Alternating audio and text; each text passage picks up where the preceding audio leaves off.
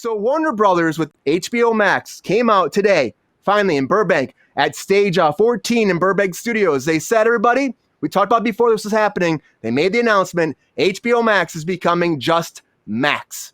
That's right, because of the merger with Discovery Plus, they're going to merge all their content from Discovery Plus, all their content from HBO Max into one content corner called Max.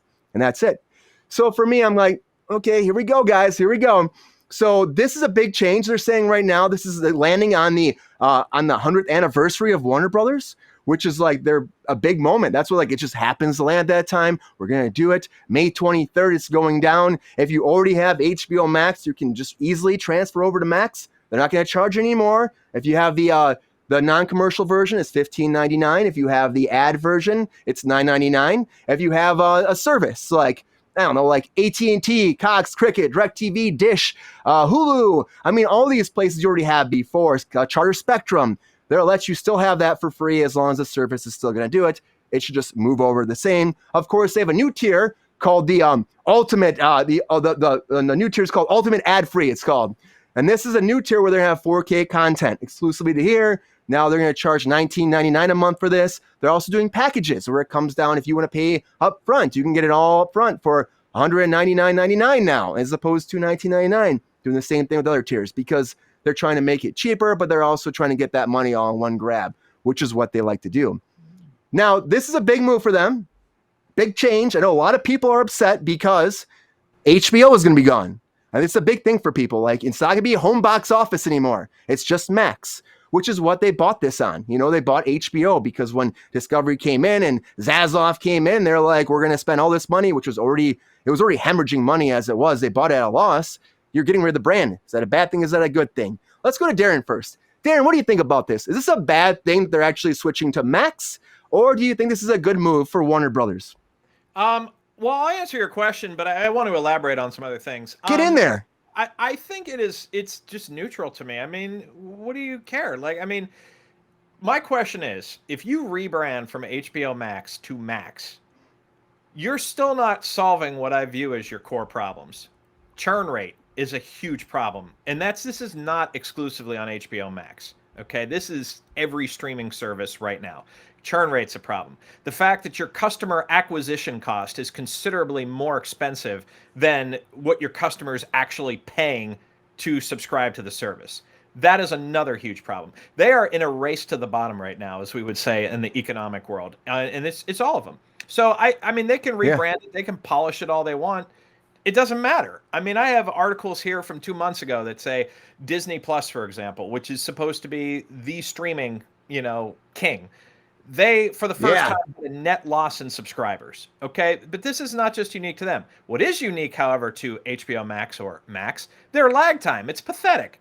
All right, I don't really care much for most Netflix content, but it's easily accessible, and the streaming is outstanding, and their algorithm is top of the line. I've had HBO Max almost since it's been a thing, and I'm telling you straight up, like, it is not, it's not special. I mean, we get basically, I'm a movie guy. I know this is not passe anymore, but like I'm a movie guy. They give you new movies on the 1st of every month. Really? Like, I mean, Amazon Prime does this twice a week. It's not an exceptional service, and they're losing money hand over fist, and quite frankly, they should be, in my view, because they haven't solved the problem. One more thing before I kick it back to you. Get in there. Come on, you're good. I do work with a company that creates algorithms for businesses and so on and so forth, right? So when they were looking through all this stuff, one of the solutions is you have to raise the monthly fee. Their estimation says they're going to have to raise the monthly fee to about $25 a month to break even. Wow. This is in business cancer right now, and it's all of them. So if you know what the next thing is, jump on it because it's going to be big. And they're already one of the most expensive streaming services as it is before they're even doing this merger now. And and the Discovery Plus before was only like $4.99 a month. It was like nothing compared to like what they've been charging for HBO. So I mean, is it good? The fact they're already so expensive, and like you're saying, they have to charge even more to actually make any money. And Warner Brothers is already like shitting the bed. They're not been doing well for years. So how is this even like a realistic buy for them? They bought it. Discovery bought it at a loss. They have a service that's going downhill. Is it really going to help them merging these together? I don't think it will. I don't think it will. I think it's going to be bad. I think it's bad for them. Sabrina, what do you think? Do you think this is a good idea, what they're doing? Do you agree with Darin, or do you think that HBO has shit the bed? I have several opinions actually on this. I don't see how merging everything together is going to make them any more fucking money. Perfectly honest, like HBO Max is already at $16.99 a month, like for regular, and $9.99 for ads, right? And then you're paying $4.99 for Discovery. So if you watch both of those things, you're giving these people more money than you'd be giving them combined. So that's confusing. Also, I don't know like what demographic you're trying to hone here. Like they say, like some news reports say it's like the big four. So it would be like the male and the woman and then the older and the younger. You know what I mean? So like they're saying that that's what this will encapsulate. But like if those people are paying for Discovery and then those people that are paying for HBO, like do you think if you combine them together because Discovery's less money, it will make them more money? Like it just, I don't know. It honestly seems a little bit confusing to me why they think that this is a good idea. I do think that it is a good idea that they didn't spend a lot of money on big stars and do a 4-hour intro on this, like Apple TV did and Disney Plus did. Like I think that definitely would help. Well, I'm just saying, like they announced this big thing a couple of years ago, and now they kind of scaled back on it a little bit. Also, I'm staying in a hotel right now, and I have been just watching regular HBO, like old school HBO, and I'll tell you what. I've seen at least 6 fucking dope ass movies that I never would have seen if I didn't have HBO on.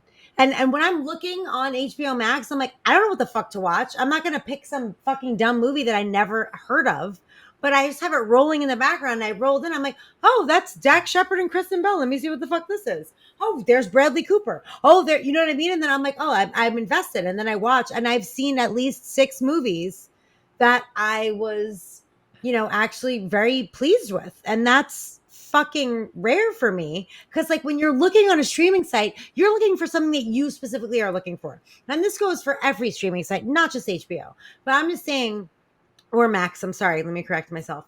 But being in a hotel where like the regular TV has HBO, I just kind of have left it on. Like when I leave the room and I'll come in from work and see it and I'll be like, oh, what the fuck is this? And sit down for a minute. And I kind of miss that part of cable TV, quote unquote, because like I have not been in this situation in a long time, and it has allowed me to see things that I normally wouldn't see or be in contact with. That's just kind of a sidebar. It doesn't have anything to do with that's something they might be adding too, is a streaming kind of line. They might be actually adding. That was a rumor a while ago. They might actually have like a channel.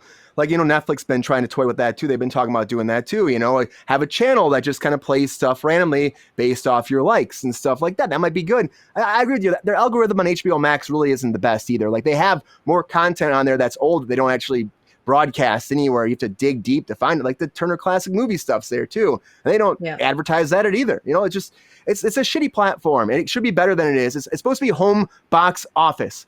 But it's not anymore. This up one more second with Chris. I agree with you about Shameless as well, girl. Like honestly, I agree with you 110%.